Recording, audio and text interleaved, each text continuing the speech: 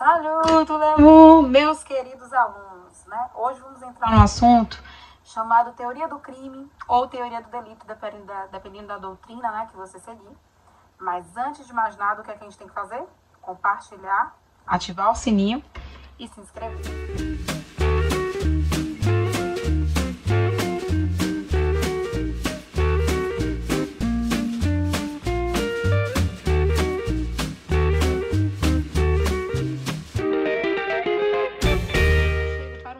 Para um aluno que não conhece ainda o direito penal e fala o seguinte: hoje saiu uma notícia onde A atirou em B.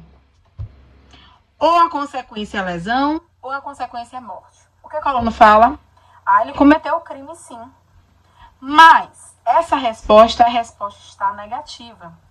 Ele tem que dizer: professora, será que ele realmente cometeu o crime?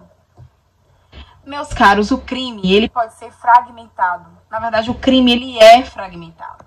Ele é fragmentado analiticamente pelo fato típico, pela antijuridicidade e pela culpabilidade. E são esses assuntos que nós vamos abordar a partir de então em inúmeros vídeos. Porque a teoria do delito, ela é gigante. Mas nada, antes de entrar realmente no conceito, né, de crime, a gente tem que saber uma coisa. O que é crime? O que é delito? O que é contravenção penal? Você sabe o que é isso? Então vamos passar para os slides e vamos entender o conceito de cada um deles. Muitas vezes, nos referimos aos termos crime, delitos e contravenção penal sem atentar para o seu real significado. Será que existe diferença entre crime e delito? Ou será que as expressões são sinônimas? Ou ainda, será que tem diferença entre crime, delito e contravenção? Inicialmente, devemos lembrar uma coisa. Crime e delito são expressões sinônimas e são espécies de infrações penais. Então, a infração penal é uma conduta contrária às normas incriminadoras de direito penal. E a infração penal, ela se divide em duas partes. Crime ou delito, porque já vimos que crime é igual a delito, e contravenção penal. Vamos? Que a infração penal é gênero e o crime e delito são sinônimos. Contravenção penal são espécies da infração penal. Repetindo, infração penal é gênero, crime e delito e contravenção penal são espécies de infração penal. Nossa lei, no nosso Código Penal, não existe um conceito realmente trabalhado do que seria o crime. O que nos é apresentado é apenas o seguinte: existe o conceito de crime básico, onde ele afirma que para cada consequência desse crime haverá uma pena de detenção, de reclusão. Vamos dar uma lida no artigo 1º da Lei de Introdução ao Código Penal. Considera-se crime a infração penal que a lei comina a pena de reclusão ou de detenção, quer isoladamente, quer alternativa ou cumulativamente, com a pena de multa. Contravenção, a infração penal a que a lei comina isoladamente, pena de prisão simples ou de multa, ou ambas, alternativa ou cumulativamente. O artigo 1º da Lei de Introdução ao Código Penal, o que se percebe é que não há realmente um conceito abrangente, doutrinário. Mas, durante muitos anos, os doutrinadores tentaram, de uma forma, facilitar a aplicação do direito penal para todos. O que aconteceu? Surgiram, então, algumas teorias. A teoria formal, a material e a analítica. A primeira teoria que foi utilizada durante muitos anos, nos primórdios, a teoria formal, depois foi a teoria material e atualmente nós utilizamos a teoria analítica. Vamos fazer uma análise detida de cada uma delas. Aqui nós temos o conceito de cada uma das três, que nós falamos, material, formal e analítico. Inicialmente o conceito material. O conceito material, ele é substancial, crime, delito, é toda conduta, comportamento que fere ou ameaça ferir bens jurídicos penais. Já o formal, que é o conceito que a doutrina chama de sintético, é toda conduta proibida por lei com uma sanção. Já o analítico, que é considerado doutrinariamente como dogmático, formal, analítico, ele tem esse conceito, estratificando os elementos do crime, indica como fato típico, ilícito e culpável. Mais à frente, veremos o conceito em relação à parte analítica do crime, o conceito bipartido e tripartido do crime. Verificando doutrinariamente o conceito formal, ele é toda conduta humana descrita pela norma penal incriminadora como passivo de punição, ou seja, toda legislação. Logo, é a concepção do direito acerca do delito, em que se respeita o princípio da reserva legal, para o qual o nulo in crime, nulla poena, sine pravia lege, ou seja, não há crime sem lei anterior que o defina, nem pena sem lei anterior que comine. Logo, que a gente tem que se ater ao conceito formal de crime, é que é importante advertir que mesmo realizado o que está descrito na lei, o fato é contrário a ela. Vamos esclarecer. É que a junção da conduta com a sanção nos traz como resultado um comando normativo, qual seja, não devemos fazer aquilo, senão seremos punidos. Não devemos fazer o que está na lei, senão seremos punidos. Exemplo. No caso do homicídio, que está no artigo 121 do Código Penal, ninguém em sã consciência vai afirmar que matar alguém está de acordo com a lei. O comando normativo da lei que se extrai é que não devemos matar. Então, o que é que a gente pode sintetizar em relação ao conceito formal? Que propõe-se para a compreensão é que sinalizar ser o crime é a conduta prevista em lei, que quando realizada, representa ofensa ao comando normativo e, portanto, à própria lei.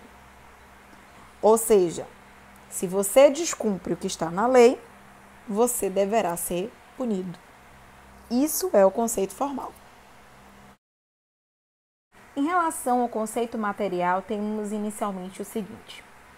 Ele é conduta humana, indesejada pela sociedade, intencional ou descuidada, que lesa ou expõe a perigo bem jurídico penal, isto é, bens jurídicos penalmente relevantes. O que queremos dizer?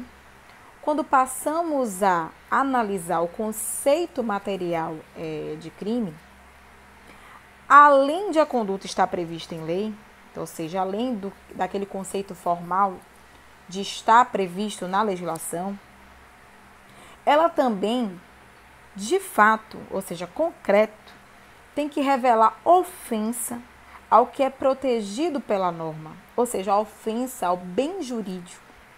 A sociedade ela tem que sentir na pele, ela tem que desaprovar a conduta do agente. Vamos analisar o seguinte, quando falamos do bem jurídico, vida. Quando falamos do bem jurídico, patrimônio. Então, quando falamos do conceito material, estamos falando sobre proteção de bens jurídicos. Assim, sob esta perspectiva, o crime ele pode ser definido como uma conduta que resulta em uma lesão ou perigo de lesão a um bem jurídico que foi escolhido pela sociedade como importante. O que a gente tira da análise inicial do conceito formal e do conceito material? O conceito formal, resumindo, é toda conduta que viola uma legislação estatal. Uma legislação proibitiva, uma legislação penal estatal.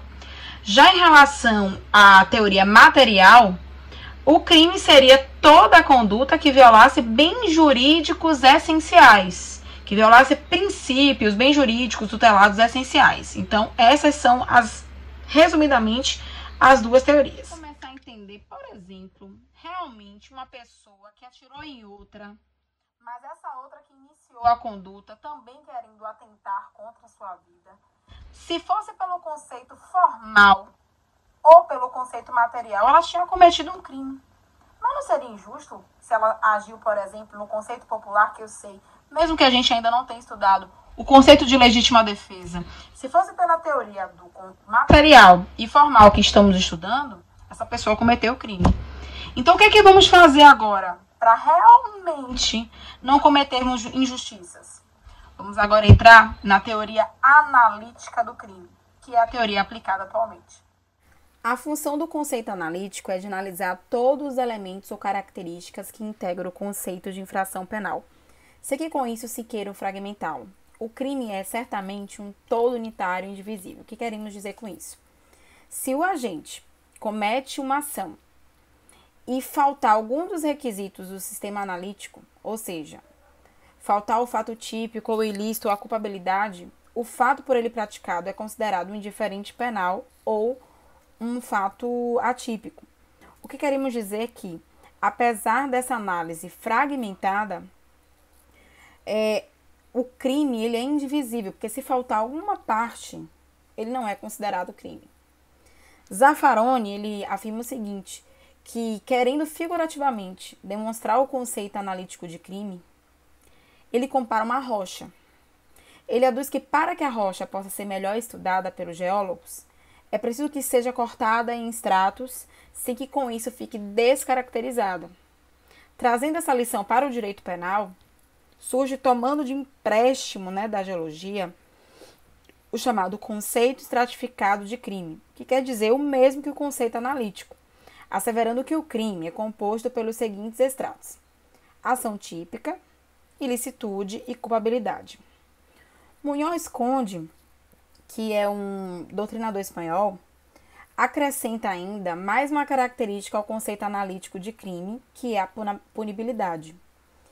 Para o renomado professor espanhol, a infração penal é, portanto, definida analiticamente como ação ou omissão típica, antijurídica, culpável e punível. Mas aqui no Brasil, o que conceituamos é fato típico, ilícito e culpável. Vale salientar que existem dois conceitos em relação à parte analítica do crime: o conceito bipartido e o conceito tripartido.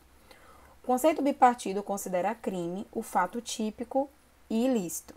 Esse conceito é o conceito trazido por Damasio, Mirabete e De Monte, por exemplo, que eles entendem que o crime, sob o aspecto formal, é um fato típico e antijurídico, sendo que a culpabilidade é um pressuposto para a aplicação da pena. Então, assim, nesse caso, a culpabilidade seria apenas utilizado na parte da aplicação, na parte da dosimetria da pena. Mesmo considerando a autoridade dos defensores desse conceito, nós entendemos, eu como professora, que não só a culpabilidade, mas também o fato típico que a antijuridicidade são pressupostos para a aplicação da pena.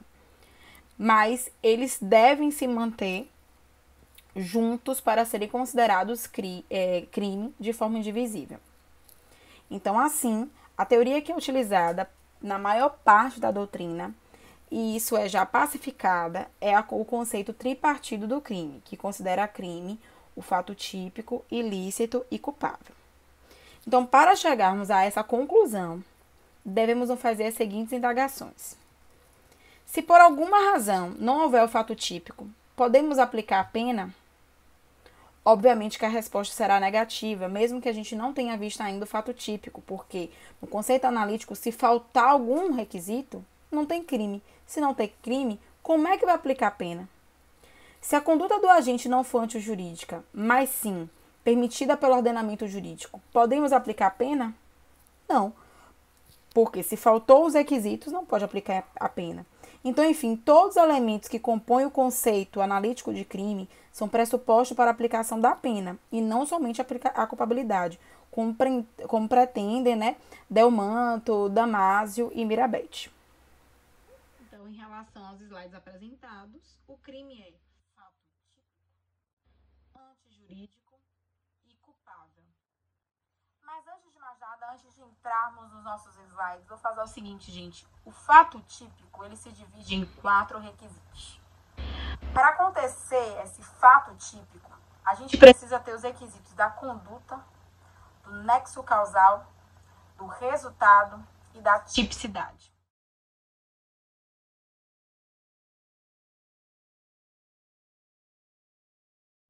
A antijuridicidade, na verdade, estuda as excludentes de ilicitudes, que é a legítima defesa, a estágio de necessidade, dentre outros que nós vamos estudar mais adiante em outros vídeos. Tá um pouco borrado, né, nesse slide, mas é porque não é importante para agora. Mas aqui está em estado de necessidade, estrito cumprimento de dever legal, exercício regular do direito e a legítima defesa como as excludentes de licitude. Então, para vocês entenderem o que é que estão nesse slide, que ficou assim, infelizmente, nesse vídeo. E a culpabilidade é analisar se realmente o agente ele tinha consciência, se a conduta dele é reprovável. Por exemplo, a gente analisa na culpabilidade a imputabilidade e a inimputabilidade. Ele era maior de 18 anos, ele era menor de 18 anos. É por isso que agora que a gente começa a analisar que com a teoria analítica o crime se torna fragmentado, mas a análise criminológica é muito mais justa. Portanto, ficaremos por aqui. Esse é o primeiro bloco da teoria do delito. No próximo bloco vamos estudar o que é fato típico. Beijo a todos.